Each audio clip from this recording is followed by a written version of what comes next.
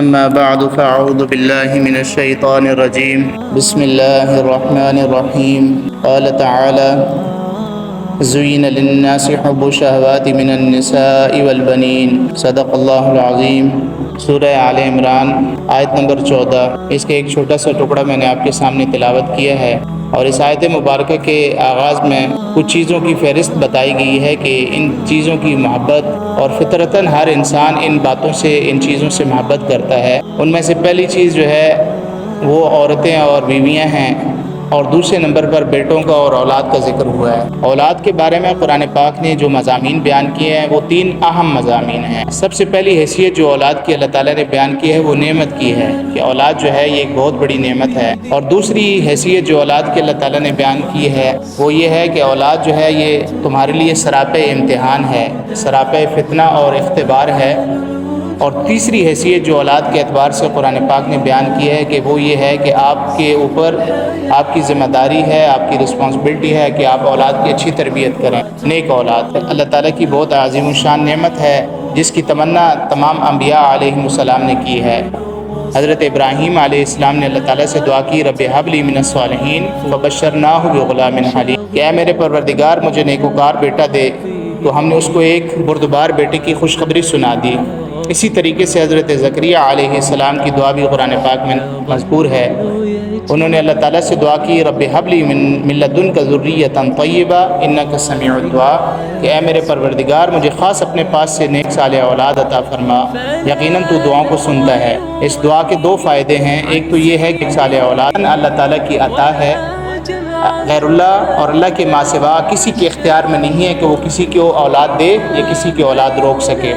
اور دوسری دعا کا حصہ یہ ہے کہ انک سمیع الدعاء، حضرت زکریا علیہ السلام جو اللہ تعالیٰ کے جلیل القدر نبی ہیں، انہوں نے اللہ تعالیٰ کی ذات سے ڈائریکٹ دعا کی، ان کو کسی واسطے اور وسیلے کی ضرورت نہیں پڑی۔ تو انبیاء علیہم السلام کی سیرت ہمارے لیے نمونہ ہے کہ ہمیں جب بھی ضرورت ہو تو ہم ڈائریکٹ اللہ تعالیٰ کی ذات سے دعا مانگیں، وہ تمام دعاؤں کو سنتا ہے۔ اس کے بعد اس بات کو بھی سمجھنا چاہیے کہ اولاد جو ہے یہ خاص اللہ تعالیٰ کی عطا ہے۔ اللہ تعالیٰ فرماتے ہیں کہ للہ ملک السماوات والارض، آسمانوں اور زمین کی بادشاہی خالصتاً اللہ تعالیٰ کے لیے ہے۔ یخلق ما یشاء، جو چاہتا ہے پیدا کرتا ہے۔ یہب لمن یشاء اناثا ویہب لمن یشاء الذکور، جن کو چاہتا ہے بیٹیاں دیتا ہے اور جسے چاہتا ہے بیٹے دیتا ہے۔ اور یزوجہم ذکرانا و اناثا، اور جنہیں چاہتا ہے بیٹے اور بیٹیاں ملا کر دے دیتا ہے۔ وَيَجْعَلُ مَن يَشَاءُ عَقِيمًا، اور جسے چاہتا ہے بانجھ رکھتا ہے، اولاد کی نعمت سے محروم رکھتا ہے۔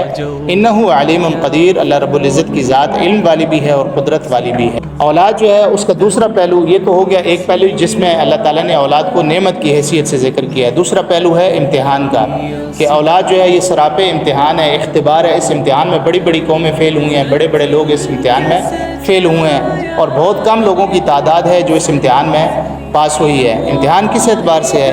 حضرت ابراہیم علیہ السلام کے بارے میں اللہ تعالیٰ نے فرمایا کہ وَإِذِ ابْتَلَىٰ إِبْرَاهِيمَ رَبُّهُ بِكَلِمَاتٍ فَأَتَمَّهُنَّ، کہ اللہ تعالیٰ نے ابراہیم کی کئی بار امتحانات لیے اور ابراہیم نے فَأَتَمَّهُنَّ ہر امتحان کو پاس کیا۔ حضرت ابراہیم علیہ السلام یہ اولو العزم انبیاء کرام میں سے ہیں۔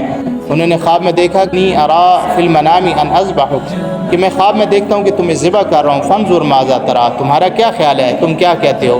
تو بیٹا بھی بڑا فرما بردار تھا۔ قال، اس نے کہا یا ابت افعل ما تؤمر، اے ابا جان آپ کر گزریے جس چیز کا آپ کو حکم دیا گیا ہے۔ ستجدنی من انشاء اللہ من الصابرین، آپ مجھے صبر کرنے والوں میں سے پائیں گے۔ فلما اسلما وتلہ للجبین، جب وہ دونوں جو ہے انہوں نے اللہ تعالیٰ کے حکم کے سامنے اپنے سر کو جھکا دیا، سر تسلیم خم کر دیا، اور ابراہیم نے اپنے بیٹے کو پیشانی کے بل زمین پر لٹا دیا۔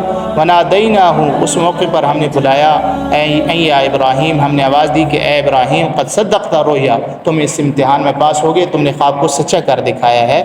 اور اللہ تعالیٰ فرماتے ہیں کہ ان ھذا لہو البلاء المبین، یہ بہت بڑا امتحان تھا۔ تو یہ انبیاء علیہ السلام کی سیرت ہے کہ وہ ہر کام کے اندر، ہر بات کے اندر اللہ کے حکم کو سامنے رکھتے ہیں۔ اولاد جو ہے یہ ایک آزمائش اور فتنہ ہے، اس کی وجہ سے غلط راستے پر نہیں چلتے۔ اور دوسرا رویہ جو ہے اولاد کے بارے میں، اولاد کی جو نعمت کی ناشکری جن لوگوں نے کی ہے اور ناقدری کی ہے اور کفران نعمت کی ہے، ان کے بارے میں بھی قرآن پاک نے فرمایا کہ وَإِذَا بُشِّرَ أَحَدُهُم بِالْأُنثَىٰ ظَلَّ وَجْهُهُ مُسْوَدًّا وَهُوَ كَظِيمٌ يَتَوَارَىٰ مِنَ الْقَوْمِ مِنْ سُوءِ مَا بُشِّرَ بِهِ، کہ جب ان میں سے کسی کو بیٹی کے پیدا ہونے کی خوشخبری سنائی جاتی ہے تو اس کا چہرہ سیاہ پڑ جاتا ہے۔ آج کل بھی ہمارے معاشرے کے اندر ایسے لوگ ہیں کہ اگر ان کو پتہ چل جائے کہ ہمارے گھر میں بیٹی پیدا ہوئی ہے تو ان کے دل میں گھٹن آ جاتی ہے، چہرہ سیاہ پڑ جاتا ہے۔ تو اللہ تعالیٰ کہتے ہیں کہ اللہ کی نعمت کی ناقدری کرنے والے اور ناشکری کرنے والے لوگ ہیں۔ یتوارا من القوم من سوء ما بشر بہ، تو اپنی قوم سے وہ منہ چھپاتے پھرتے تھے جو ان کو خوشخبری دی گئی تھی اس کو برا سمجھتے ہوئے۔ اور اللہ کے نبی صلی اللہ علیہ وسلم نے فرمایا کہ من عال جاریتین حتی تبلغا کانتا لہ حجابا من النار، کہ جس شخص کو اللہ تعالیٰ نے 2 بیٹیاں دی ہیں اور اس نے اچھے طریقے سے ان کی تربیت کی اور تربیت کرنے کے بعد جو ہے دنیا سے چلا گیا، تو یہ دونوں بچیاں اس کے لیے جہنم کی آگ سے آڑ بن جائیں گی۔ بیٹیاں تو اللہ کی خاص رحمت ہیں۔ اور اسی طریقے سے جو اولاد ہے یہ آزمائش اور فتنہ ہے۔ اللہ تعالیٰ فرماتے ہیں کہ وما ارسلنا فی قریۃ من نذیر الا قال مترفوها انا بما ارسلتم به کافرون، جس قوم کے اندر، جس بستی کے اندر ہم نے اپنا رسول یا پیغام پہنچانے والا بھیجا تو وہاں کو جو آسودہ حال لوگ تھے انہوں نے اس پیغام کو جھٹلا دیا۔ اور جھٹلانے کی وجہ بھی سنیے، ان سب نے کیا کہا؟ انہوں نے کہا کہ جو پیغام تم لے کر آئے ہو ہم اس کا انکار کرتے ہیں، اور وجہ یہ بیان کی وقالوا نحن اکثر اموالا واولادا، ہمارے پاس بہت مال بھی ہے اور ہمیں اولاد بھی بڑی ہے ہمارے پاس، تو ہمیں کسی اور چیز کی ضرورت نہیں ہے۔